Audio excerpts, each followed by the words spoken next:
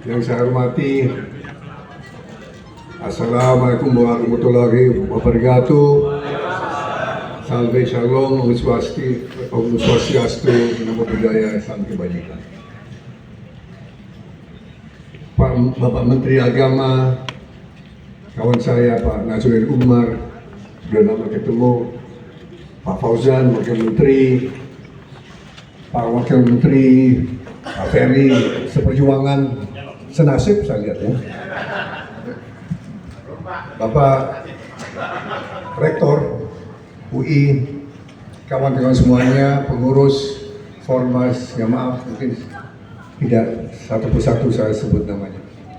Pertama saya mau ucapkan terima kasih atas kehadiran bapak-bapak semuanya dan juga undangan diberikan kepada saya. Apalagi menyaksikan suatu acara yang saya kira bersejarah dan sangat signifikan, yaitu kolaborasi kerjasama antara Formas dan Ikatan Persaudaraan Haji Indonesia.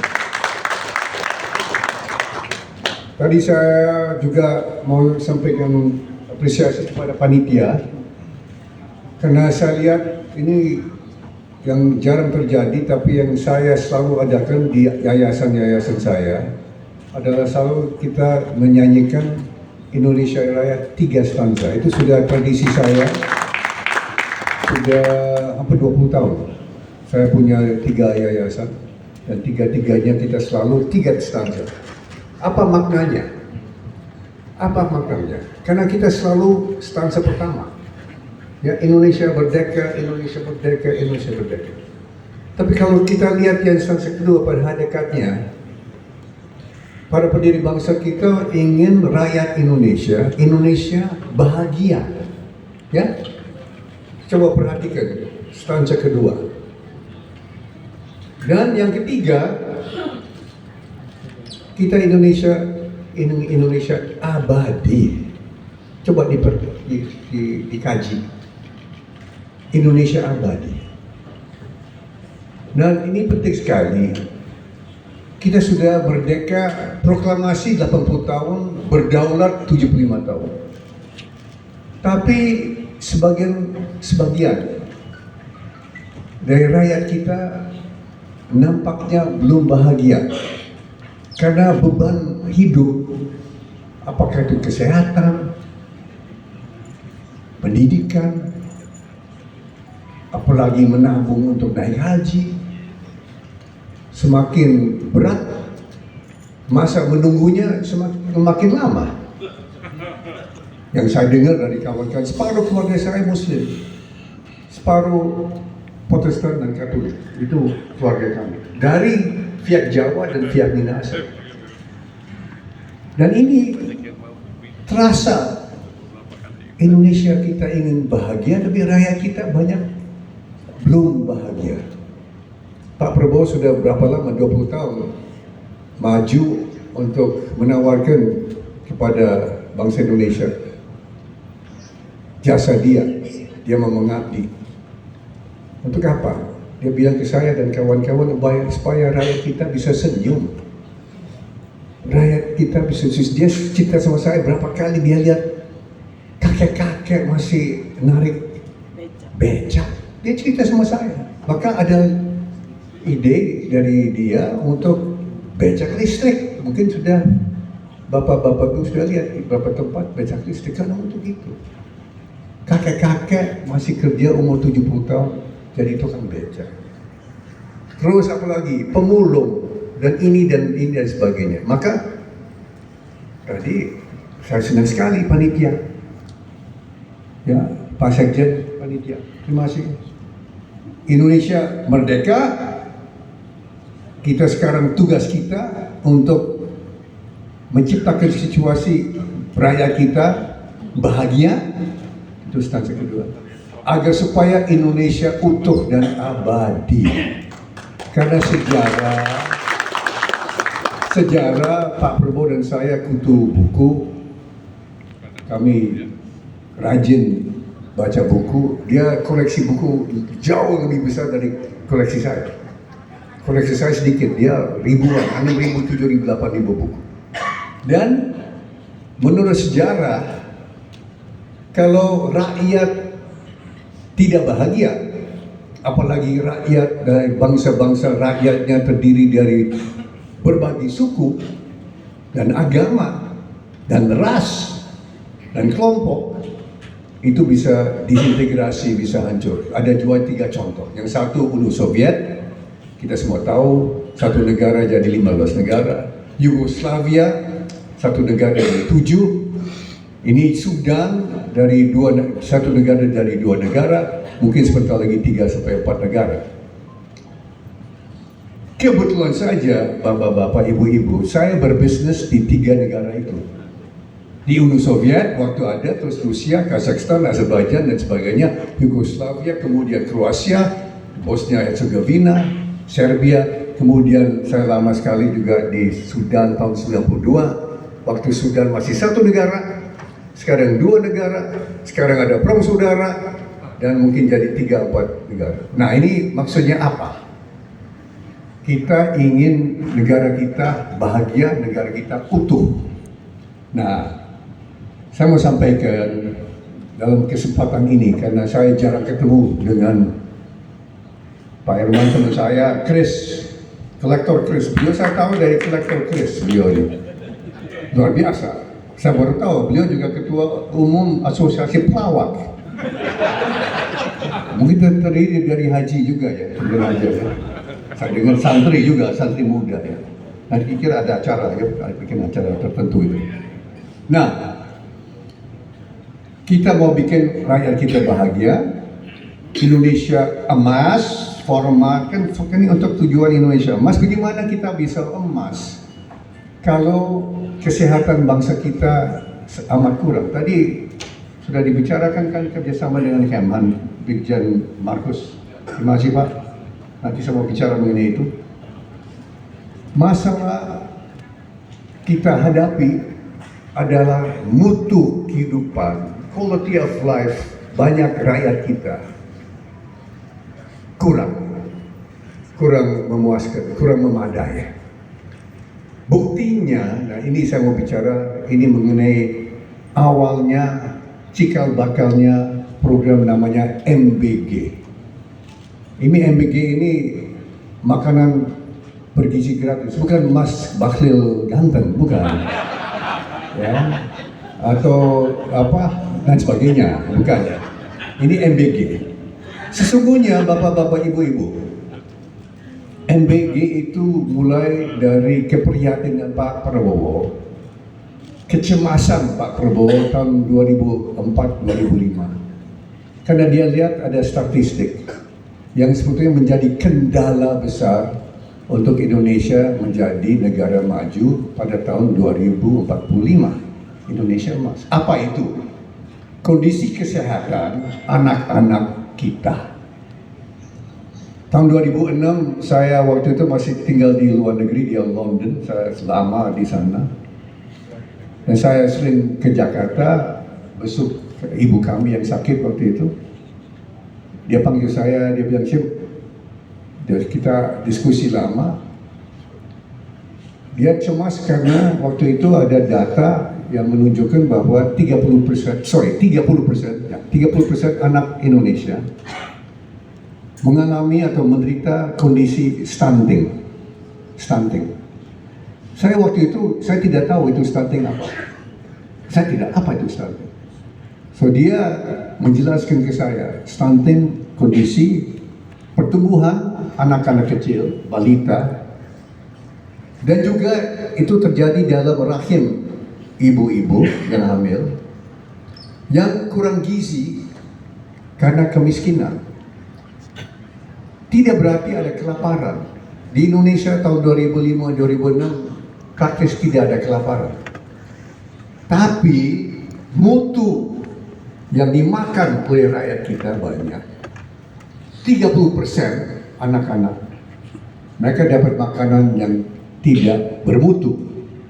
Makanan berupa apa? Berupa nasi putih, dan juga ditambah garam ditambah sedikit. Lauk pauknya praktis tidak ada, apalagi susu, apalagi kacang hijau, apalagi lain-lain.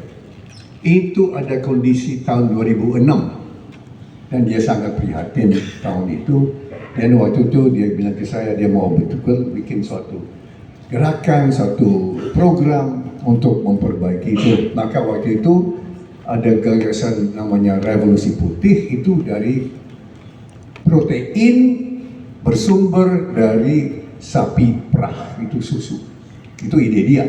Kemudian dikembangkan dari berbagai sumber protein, apa? Ikan, ayam, domba, kambing, dan sebagainya, dan sebagainya, sebagainya.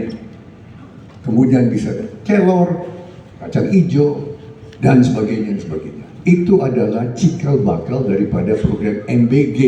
Karena waktu 2006, 20 tahun lalu, belum ada Gerindra, Pak. Pak Prabowo masih anggota kader Golkar seperti Bapak, Pak Eman. Satu partai, beliau kenal waktu itu kan Pak Prabowo Dewan Pembina atau apa waktu itu ya. Nah, waktu itu dia anak buahnya Pak Surya Paloh. Karena Pak Surya Paloh juga anggota Golkar, Pak, belum ada Nasdem, Pak. Nah, ibu-ibu, bapak-bapak, ini kenapa ini penting sekali, kesehatan anak-anak. Kalau 30% anak-anak stunting dan tidak diperbaiki, tidak ditanggulangi masalahnya, nanti mereka jadi orang dewasa, jadi seorang pekerja dengan IQ sangat rendah. IQ-nya apa? Kalau saya manusia biasa, saya 105. Kalau genius itu, ya pinter itu seperti Pak Nazaruddin Umar, Menteri Agama, saya kira 130, Pak, 120. Saya biasa, Pak Handoyo mungkin sama, 120-30. Orang-orang yang menderita stunting waktu kecil, mereka IQ-nya 70, 72. Ini fakta ya. Nah, ini dampaknya, implikasinya untuk bangsa Indonesia apa? Berarti nanti di angkatan kerja kita 30% pekerja Indonesia kurang mampu bekerja sebagai mestinya. Saya di rumah saya di Bali, dengan sedih saya mau laporkan bahwa beberapa pembantu saya itu secara fisik utuh, apalagi beberapa itu ganteng, anak muda orang Bali. Tapi minta ampun, tiap hari istri saya penasaran, frustasi istri saya. Tiap malam dia selalu ngomel-ngomel, dia kasihan di satu ini. Sedari dulu saya bilang piring-piring harus di sini, cangkir di sana, botol di sini, pisau di sini, amburadul anak itu. Dan itu sungguh-sungguh ibu menang, itu sungguh-sungguh itu.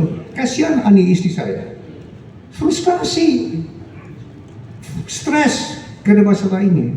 Karena anak-anak ini dia umur 20-23 tahun, nggak bisa menyerap perintah sederhana. Apalagi menyusun naskah akademis, Pak Rektor. Apalagi menyusun apalagi bisa bikin disertasi, skripsi, nggak mungkin anak ini. Ini adalah yang 30% tahun 2006. Dan 2014 ada lebih parah lagi, bapak-bapak, ibu-ibu, Pak Haji, Ibu Haji. 2014 38% anak-anak stunting, termasuk di Jawa Timur. Ini bukan hanya NTT atau di sebagainya. Di Jawa Timur ada data bisa dicek. Ada kabupaten di Sumeneb, Bangkalan, Lumajang, Lamongan, Probolinggo 48%, 44%, bahkan ada 52% stunting anak-anak Jawa Timur. 2014. Ini adalah masalah besar. Kesehatan, Pak. Kita, daripada kita ada aset anak-anak muda yang pintar, yang cerdas, ini anak pintar, anak-anak kurang pintar, anak-anak kurang cerdas, belum termasuk yang disabilitas 50.000 anak-anak lahir setiap tahun disabilitas karena ibunya tidak mampu untuk berikan makanan yang sehat. Itu statistik resmi Kementerian Kesehatan. Saya bisa berjam-jam Pak, saya tahu ya Pak Handoyo mungkin nanti ibu ini nanti kasih time's up, waktu habis.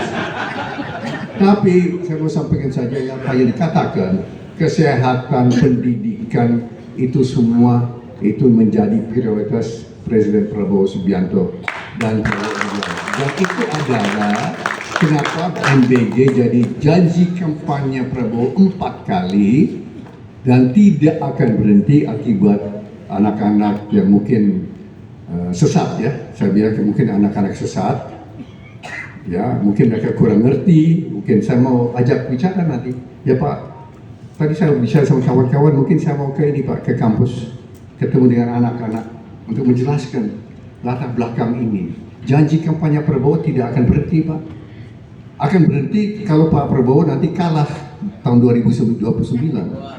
Kalau dia kalah MBG berhenti, oke. Ya, kalau rakyat tidak suka sama program Prabowo, oke. Nanti 3 tahun lagi, bukan tanggal 20 Oktober tahun ini. Yang diinginkan apa Pak Refli Harun. Pak Refli Harun ingin Prabowo lengser 20 Oktober tahun ini. Ya itu nanti 3 tahun lagi lah. Ya. So ini ibu-ibu, bapak-bapak. Yang kedua yang saya mau sampaikan ya, kita mau jadi Indonesia emas. Saya ada statistik bapak-bapak haji dan ibu haji. Tahun 1960 ada data menunjukkan ada negara Korea Selatan. Negara Korea Selatan itu di bawah Indonesia, lebih miskin dari Indonesia. Lebih miskin dari Ghana, lebih miskin dari Nigeria. 3 negara ini lebih kaya dari Korea Selatan. Ini data empiris. Nah, sekarang ya 66 tahun kemudian Korea Selatan penghasilannya 12 kali Indonesia. Orang Korea Selatan lebih kaya daripada orang Indonesia 12 kali. Ini data, statistik, nggak bisa dibantah. Apalagi Nigeria dan Ghana. Kuncinya apa? Kita pelajari. Kuncinya adalah manusianya.